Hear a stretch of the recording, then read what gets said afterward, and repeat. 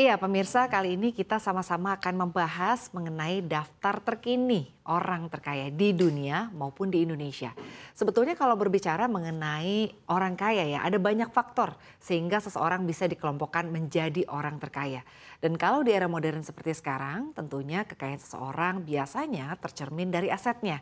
Jumlah aset bergerak dan juga aset yang tidak bergerak yang paling banyak. Nah, kalau ngomongin daftar orang terkaya, kayaknya memang pergerakannya ini cukup dinamis begitu ya. Sekarang kita bahas siapa saja yang masuk dalam daftar orang terkaya dan bagaimana posisi Elon Musk saat ini. Kita bahas bersama dalam Elon Musk rebut kembali posisi orang terkaya.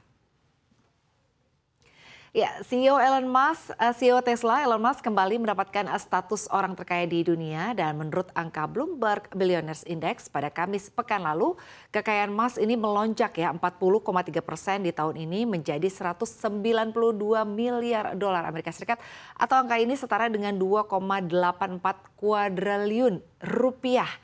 Berkat nilai saham Tesla yang kalau kita lihat memang naik ya 24% pada Mei. Musk menggeser posisi bos merek fashion mewah Prancis Louis Vuitton LVMH, Bernard Arnault yang kini berada di posisi kedua dengan aset atau kekayaan sebesar 187 miliar US dollar atau berada di 2,13 kuadriliun rupiah. Nah, pada Desember 2022 Arnault ini sempat menggeser Musk dan menjadi orang terkaya di dunia. Musk yang berusia 51 tahun ini memiliki hampir 14% saham Tesla dan lebih dari 40% saham SpaceX. Sementara untuk Arnold sendiri memiliki sekitar 60% LVMH, Moët Hennessy, Louis Vuitton. Selanjutnya ada pendiri Amazon Jeff Bezos yang berusia 59 tahun berada di posisi ketiga dengan kekayaan 144 miliar dolar Amerika Serikat atau setara dengan 2,13 kuadriliun rupiah. Nah, kalau dilihat sebetulnya lonjakan kekayaan Musk ini dirilis setelah ia mengunjungi China ya di pekan ini dan dalam kunjungan 2 hari ke China ini miliarder Amerika Serikat itu bertemu dengan Menteri Luar Negeri Perdagangan dan juga Industri China untuk membahas perkembangan Tesla. Musk yang terbang ke Beijing untuk kunjungan pertamanya sejak tahun 2020 juga bertemu dengan pemasok baterai utama Contemporary Amperex Technology dan juga mengunjungi pabrik Tesla di Shanghai. Kunjungan tersebut dilakukan menyusul meningkatnya persaingan yang saat ini dihadapi Tesla dengan kendaraan listrik buatan China. Sejumlah laporan menyebut bahwa kondisi itu bahkan menyebabkan ketidakpastian terkait rencana ekspansi Tesla di Shanghai. Ia juga membahas pengembangan Tesla di China dan kendaraan jaringan cerdas dengan Menteri Perdagangan Wang Wentao.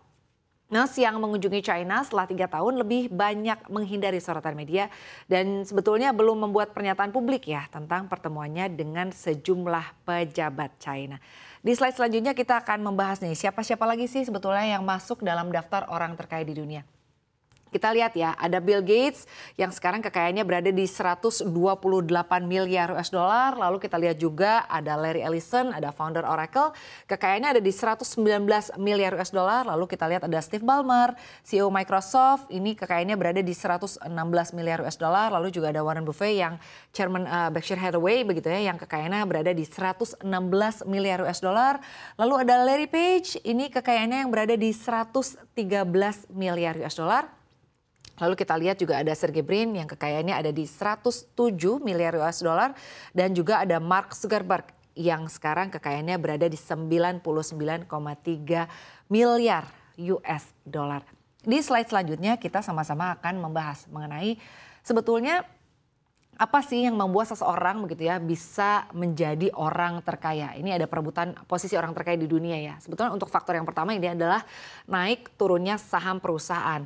Nah, ketika saham perusahaannya naik, otomatis kekayaan dari perusahaannya juga naik. Artinya kekayaan perusahaan naik, kekayaan dari pemiliknya juga otomatis naik ya. Sehingga seseorang bisa bertambah hartanya. Jadi bisa menjadi kaya begitu karena sahamnya naik. Namun sebaliknya kalau sahamnya turun ya bisa-bisa saja kekayaannya berkurang. Selanjutnya yang tidak kalah penting juga citra dari pemilik perusahaan. Nah, citra pemilik perusahaan ini Sangat penting karena juga ini bisa menentukan bagaimana sebetulnya investor bisa cukup percaya diri untuk berinvestasi di perusahaannya, membeli sahamnya, sehingga si pemilik perusahaan bisa menjadi kaya. Lalu yang selanjutnya ada kinerja dari perusahaan. Ini juga yang selalu diperhatikan oleh para investor. Bagaimana sebetulnya kinerja perusahaan ini baik atau tidak. Artinya investor mau berinvestasi biasanya di perusahaan-perusahaan yang kalau boleh dibilang jangka pendeknya, jangka menengahnya, dan jangka panjangnya ini terlihat sehat begitu ya kinerja perusahaannya atau boleh dibilang baik lah. Lalu yang juga bisa menentukan seseorang bisa berada di posisi orang terkaya adalah aksi korporasi yang dilakukannya. Ketika yang bersangkutan atau pengusaha begitu ya melakukan aksi korporasi yang tepat, mengakuisisi perusahaan-perusahaan yang boleh dibilang sehat gitu ya, menguntungkan, tentunya dapat membuat dirinya menjadi kaya. Tapi sebaliknya, jika ia melakukan aksi korporasi yang salah atau kurang tepat secara perhitungan, bisa-bisa saja membuat merugi ya. Kita sebut saja di Mark Zuckerberg, dia melakukan aksi korporasi yang boleh dibilang mungkin tidak tepat begitu atau tidak cocok begitu sehingga akhirnya ia mengalami kerugian. Nah, sekarang di slide selanjutnya kita akan membahas, kalau tadi kita membahas mengenai orang-orang terkaya di dunia, sekarang kita membahas juga nih orang-orang terkaya yang ada di Indonesia. Kita update ya posisi orang terkaya di Indonesia untuk saat ini. Posisi Lo Tuk Kong ini sebagai orang terkaya di Indonesia saat ini sebetulnya sudah tergeser ya, karena sebelumnya kan Lo Tuk Kong ini berada di posisi pertama. Nah kini Hartono bersaudara yaitu Robert Budi Hartono dan juga Michael Hartono kembali menyandang gelar sebagai orang paling kaya di Indonesia dengan total kekayaan yang mencapai 47,7 miliar US dollar. Ini angkanya fantastis sekali ya. Dilansir dari Forbes Real Time Billionaires, pada Minggu 4 Juni 2023, Lo Tuk Kong ini menempati posisi ketiga ya, nilai kekayaannya dengan mencapai 12,1 miliar US dollar. Sebelumnya Lo Tuk Kong ini sempat berada di posisi pertama orang paling kaya di Indonesia berkat bisnis batubaranya. Dan kalau kita lihat memang bisnis batubara di tahun lalu ya, di tahun 2022 ini sangat-sangat cemerlang lah gitu.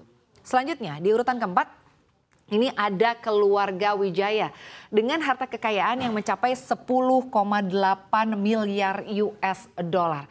Keluarga Wijaya mewarisi kerajaan bisnis Eka Cipta Wijaya yang meninggal pada Januari 2019 pada usia 98 tahun. Seorang imigran Tionghoa ke Indonesia, yakni Eka Cipta Wijaya menjual biskuit saat ia remaja begitu. Jadi usahanya ini usaha menjual biskuit. Nah saat ini Sinarmas mereka memiliki minat di saat ini artinya mereka ada usaha lain begitu ya, dan Sinarmas Group ini memiliki usaha misalnya di bidang kertas, real estate, jasa keuangan, kesehatan, agribisnis dan juga telekomunikasi. 4 putra tertua Wijaya mengawasi kerajaan yang dibangunnya sementara yang lain membangun bisnis sendiri. Lalu di posisi kelima ini ada Sri Prakash Lohia yang mana kekayaannya ini mencapai 7,7 miliar US dollar. Beliau adalah co-founder dari Indorama. Nah ini adalah 5 daftar orang terkaya di Indonesia ya. Sekarang kita lihat di slide selanjutnya. Nah ini adalah posisi yang ke-6 dulu kita bahas ya. Ini ada Antoni Salim yang memiliki harta kekayaan sebesar 7,5 miliar US dollar. Lalu Antoni Salim ini memimpin grup Salim dengan investasi di bidang makanan, lalu juga ada di bidang retail, perbankan, telekomunikasi dan juga energi. Salim sendiri adalah CEO dari Indofood senilai 6,4 miliar. Ini pendapatannya ini salah satu pembuat mie instan terbesar ya di dunia. Ini luar biasa ya. Dan keluarga Salim memiliki saham perusahaan investasi First Pacific yang terdaftar di Hong Kong yang memiliki kepentingan di Indofood dan juga perusahaan telekomunikasi PLDT Filipina. Antoni adalah anak bungsu dari 3 bersaudara mendiang Lim Sio Leong, seorang Taipan yang selama puluhan tahun sangat dekat dengan Presiden Soeharto. Kemudian pada tahun 2022 Salim memimpin sebuah konsorsium yang menginvestasikan 1,6 miliar US dollar di perusahaan tambang batubara Indonesia, Bumi Resources. Lalu peringkat selanjutnya ini ada Bapak Khairul Tanjung ya, pemilik City Corps yang menduduki posisi orang terkaya urutan ke-7 dengan kekayaan yang mencapai 5,2 miliar US dollar. Kekayaan Khairul Tanjung menyalip kekayaan Prayogo Pangestu yang saat ini Prayogo Pangestu ada di urutan ke-8 sebagai orang terkaya di Indonesia dengan harta kekayaan sebesar 5,1 miliar US dollar. Lalu selanjutnya disusul oleh Bunyamin Setiawan yang memiliki kekayaan kurang lebihnya ada di 4,8 miliar US dollar.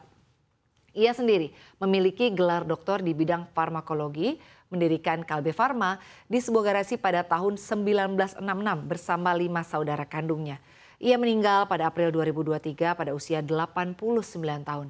Kalbe Farma kini menjadi perusahaan farmasi terbesar di Indonesia. Dan sekarang kita lihat lagi, pada posisi yang ke-10 ada keluarga Tahir yang mana memiliki harta kekayaan sebesar 4,2 miliar US dollar dengan bisnis Maya Pada Group. Nah itu dia tadi ya, kita sudah membahas mengenai orang-orang terkaya di dunia, lalu juga daftar orang terkaya di Indonesia. Saya juga sebetulnya sambil berhitung ya, kapan saya bisa menyusul atau setidaknya ada di daftar yang ada di sini. Kita amini saja ya.